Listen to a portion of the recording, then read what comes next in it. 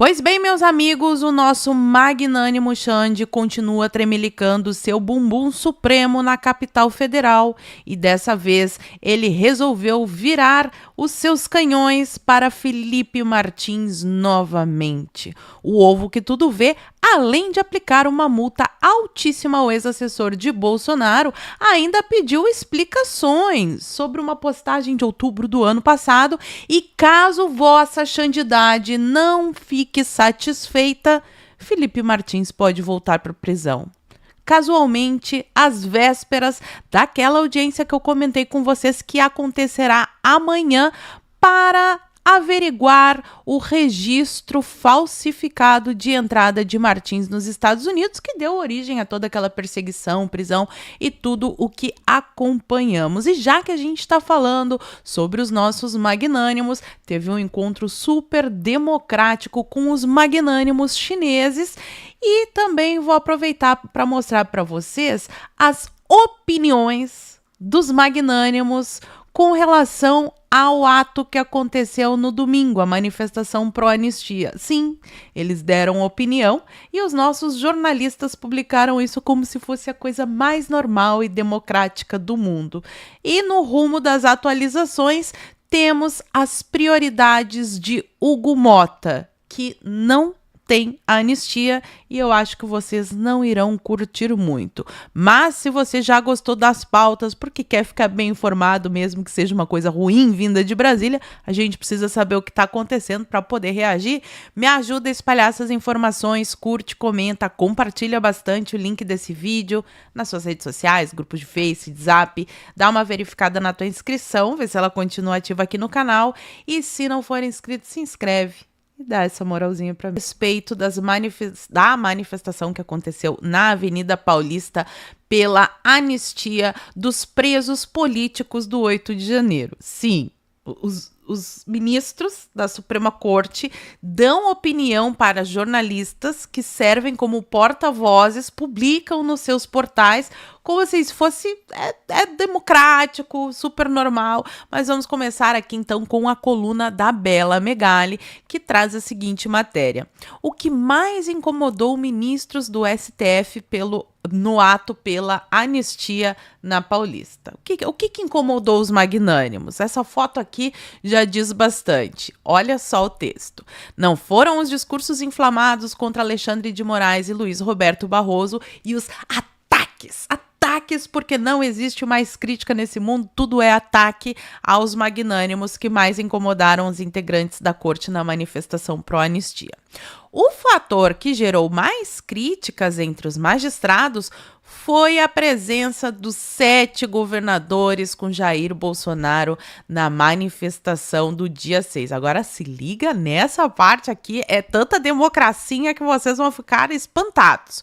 Uma ala do STF viu como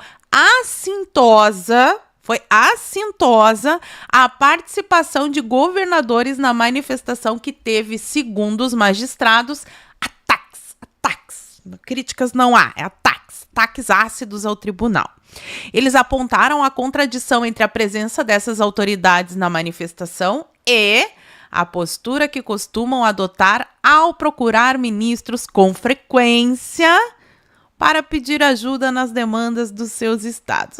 Eu acho um pouco republicano esse negócio de ficar tendo encontrinho secreto com o ministro, não gosto muito disso, mas, enfim, os magnânimos acharam um assinte à presença dos governadores, que, aliás, a gente aqui na internet já cobra bastante tempo, né, a postura dos governadores, e estávamos certos o tempo todo, porque se incomodou os magnânimos, é porque realmente é importante. Agora, imagina quando esses governadores finalmente recobrarem a consciência e decidirem simplesmente falar sobre os abusos que estão acontecendo no país há 6 anos. Não é de hoje, Não é por causa do 8 de janeiro. Há 6 anos vem acontecendo abusos aqui nesse país. E a normalidade não irá voltar ao país enquanto esses abusos não forem freados. Mas nós temos mais opiniões. Temos. E esse daqui eu cheguei a cantar a bola no vídeo de ontem. Se não assistiu, vou deixar linkado aqui no izinho. Volta lá e assiste, que é sobre a participação do tucanismo, quer dizer, do Tarcísio de Freitas na manifestação.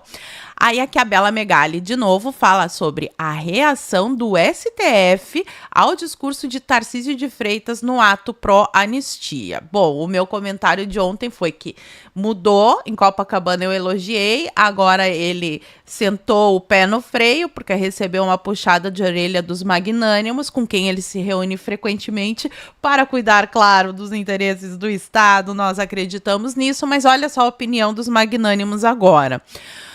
Os ministros da nossa maravilhosa Suprema Corte viram uma recalibrada no discurso de Tarcísio de Freitas. Concordo com os senhores, concordo com vossas magnanimidades, ele mudou mesmo. Na leitura de 4 magistrados, quem vocês acham que é? Fala para mim aqui nos comentários. Que foram ouvidos pela coluna, o governador de São Paulo foi mais ameno na sua fala da Paulista, para não dizer mais sabonetoso, que foi isso que ele fez, do que na manifestação de Copacabana. Os ministros avaliam que Tarcísio é a liderança política mais pressionada para alinhar o discurso dele com o Bolsonaro, porque afinal de contas é o eleitorado do Bolsonaro que está sendo perseguido e o Tarcísio deveria defender essas pessoas com um pouquinho mais de ênfase, na minha opinião. Se você não concorda, pode falar nos comentários. E daí aqui vem a análise e eu concordo, olha só. O fato de Tarcísio ter evitado críticas às penas de condenados, que ele não criticou os Supremos, ele nem tocou nesse assunto, ele vai saindo pela tangente. Então, o fato dele ter evitado críticas às penas dos condenados pelos atos do 8 de janeiro e focado seu recado nos parlamentares foi visto pelos ministros do STF como um gesto para baixar a fervura com a corte. Eu concordo, mas eu quero saber de vocês. Vocês acham que é bom para o país o Tarcísio ficar toda hora querendo bajular, puxar o saco e não entrar em atrito com os magnânimos? Não precisa ele, sei lá, né, ser agressivo, ir lá fazer um escândalo na frente do Supremo, mas assim, no mínimo se posicionar com bastante ênfase às injustiças, como ele falou em Copacabana. A moça do batom tem 2 votos para ser condenada a uma pena de 14 anos, enquanto chefes do tráfico, estupradores, assassinos são soltos, né? E tem penas muito menores. Só falar a verdade, assim, eu acho, minha opinião, que o Tarcísio deveria fazer. Quero saber a opinião de vocês. E também quem incomodou os magnânimos foi a Michelle Bolsonaro. Falei que o discurso dela foi um dos destaques e tá aqui na Bela Megali. A Bela Megali conversou com os ministros ontem de uma maneira, assim, que loucura. Apelo de Michelle Bolsonaro à Fux aumenta mal-estar. Não gostaram. O apelo feito por Michelle diretamente ao Fux pela anistia aos condenados do 8 de janeiro, durante ato na Paulista, azedou ainda mais, ou seja, o clima já estava azedo, o clima do magistrado com seus colegas magnânimos. Ministros avaliam que Fux deu munição. Ele não foi justo, ele não viu a parte do direito, ele não defendeu a Constituição. Ele deu munição para a ex-primeira-dama pedir sua intervenção, ao avaliar que as penas para os envolvidos nos atos do 8 de janeiro seriam exageradas durante o julgamento do Bolsonaro no tribunal no mês passado. E o que aconteceu? O que ficaram tão irritados? Um dos motivos de irritação entre os integrantes do Supremo é que, até então, o Fux vinha acompanhando o relator, o Xande maravilhoso, em praticamente todas as 500 condenações. Mas agora ele achou assim, peraí que tá um pouco demais, já não gostaram mais. Então, os magnânimos criticam Fux por ter adotado uma nova posição sobre as penas justamente em meio ao julgamento de Bolsonaro, que estava sendo transmitido ao vivo para vários canais na TV. Mas eles não gostam de democracia, tinha que transmitir tudo, tinha que acabar com o plenário virtual e os nossos magnânimos darem o show de de democracia deles ao vivaço para todo o Brasil. A gente precisa saber como funciona a cabeça dos nossos magnânimos. Mas vamos aqui para o bumbum tremelicante de Xande, que dessa vez está mirando novamente Felipe Martins. E aquelas casualidades que a gente vê aqui na Brazuela. Se liga nessa treta. Ontem, notícia da Gazeta do Povo aqui, o Moraes aplicou uma multa e ameaçou Felipe Martins com nova prisão por post de advogado. A gente ficou pensando, mas meu Deus do céu, que post foi esse? O que postaram? A gente vai na rede social, não acha nenhum post. O que aconteceu? O nosso maravilhoso Xande multou o Martins em R$20 mil por conta de uma publicação do advogado dele, o Sebastião Coelho. Então, o advogado dele que publicou, ele está multando o Martins. Essa publicação foi feita em outubro de 2024. Ele só notou agora, não sei o que é que aconteceu. E nessa publicação, o advogado fala que o Felipe Martins tem que se apresentar toda semana lá com o negócio para assinar negócio lá no fórum. E, gente, assassinos, criminosos de um potencial de risco muito maior para a sociedade, quando eles vão para a prisão domiciliar, eles têm que se apresentar uma vez por mês. Os condenados do 8 de janeiro é toda semana. Toda semana. É um tratamento diferente para os presos políticos, como acontece em todas as ditaduras, na verdade, né? Mas não parou pela multa. Olha só, além da multa, Moraes deu 24 horas para a defesa de Felipe explicar a publicação, que ele fica parado lá e que aconteceu em outubro do ano passado, sob pena de conversão das medidas cautelares em prisão. Então, Felipe tem que prestar esclarecimentos, o prazo acaba hoje. Se vossa santidade não se agradar da resposta, o Martins volta para o cárcere. E vejam a casualidade do destino. Ele volta para o cárcere justamente no dia que está marcada essa audiência aqui, lá nos Estados Unidos, para ouvir o Felipe Martins sobre a fraude no sistema migratório. Então tá aqui a matéria do Poder 360, quarta-feira, dia 9 de abril de 2025. O Felipe pode voltar para a cadeia por causa de uma publicação do advogado de outubro de 2024. É muita casualidade, né? Pois é. E continuando aqui no show da democracia, vindo, claro, dos nossos magnânimos, o vídeo de hoje. Dá o like, eu mereço, porque é só assunto cabuloso. Mas, enfim, temos que falar, né? Enquanto a galera estava na Paulista, no ato pró-anistia, os magnânimos continuavam trabalhando pela democracia. O Fux, vice-presidente do STF, recebeu uma delegação do Supremo Tribunal Popular. Quando fala esse negócio de popular, assim a gente já sabe, né? Vermelho foi esse martelo. Supremo Tribunal Popular da China. Olha que democrático. O ministro Fachin e magistrados chineses conversaram sobre a cooperação, linda essa cooperação, para o uso de inteligência artificial no sistema judicial de ambos os países. Que interessante, nossa, que democrático.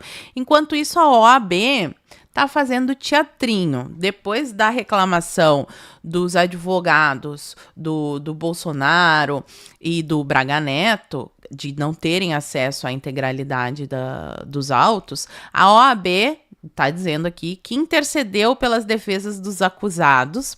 O presidente Beto Simonetti se reuniu com Alexandre de Moraes, com I. Eles não sabem escrever nem o nome, olha o nível da ordem dos advogados do Brasil.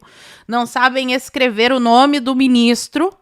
E solicitou acesso aos autos para que as defesas possam trabalhar sem nenhuma espécie de cerceamento. Ok. Já meio que saiu a resposta. A porta-voz dessa vez foi a Tainá Falcão. Tainá Falcão, da CNN, traz a notícia de que Moraes deve negar o pedido da OAB sobre defesa de acusado por plano do 8 de janeiro. Advogados de Bolsonaro e Braga Neto alegam não ter acesso à integralidade do processo. Relator do caso, o ministro Alexandre de Moraes, reiterou que as defesas tiveram conhecimento das provas. É aquele paranauê teatrinho para fingir que estão fazendo alguma coisa, porque, sinceramente, dona OAB, isso já acontece há 6 anos. Já está acontecendo há 6 anos no nosso país. Agora vamos para Mota, que foi alvo também, né? Afinal de contas, ele é o presidente da Câmara dos Deputados e nós estamos pedindo que seja pautado o PL da anistia, mas ele já deu declaração depois da manifestação, falou que isso não é uma prioridade, colocar a prioridade de tirar inocentes da cadeia. Nenhuma, na opinião do Mota. Aliás, na opinião do Mota, nem tem inocente na cadeia, o Brasil é uma democracia, tudo é lindo e maravilhoso, e ele está ali colocando as suas prioridades.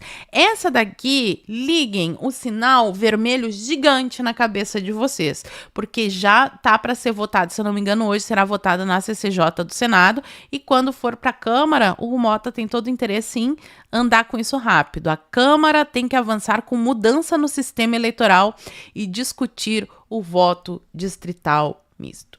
O voto distrital é bom, é maravilhoso. Acho que seria muito bom o Brasil ter o voto distrital, ou seja, cada parlamentar ser eleito pelos votos ali do distrito, porque aí as pessoas sabem, eu votei aqui nesse distrito, o meu deputado é o fulaninho, aí eu vou lá e cobro o fulaninho, que aí ao invés do fulaninho ficar preocupado com engajamento na rede social, ele tem que atender a população, porque é isso que um deputado deve fazer quando não está em Brasília, quando não está na Assembleia Legislativa. Só que com esse sistema confuso, as pessoas nem sabem onde é que fica o deputado, vota num deputado que mora numa cidade distante, não tem como cobrar. Então, assim, o voto distrital, bacana. O problema é o misto, porque aí a gente vai ter que votar em dois, a gente vota para um deputado federal, vai votar em dois.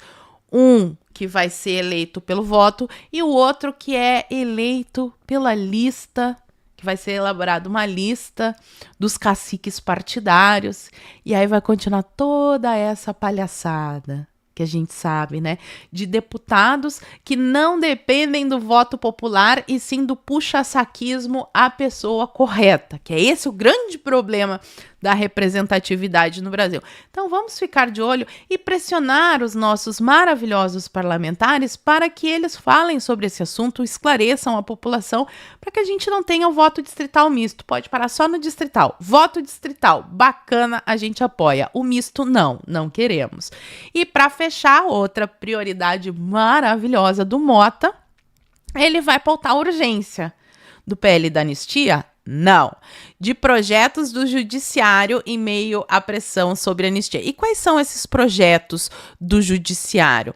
É um projeto que trata da criação de funções comissionadas, dinheiro do pagador de impostos sendo jogado na burocracia da banânia, e que transforma cargos vagos de carreira de técnico judiciário em novos cargos de carreira de analista, ou seja, mais prejuízo para a gente, e essa é a prioridade do Mota.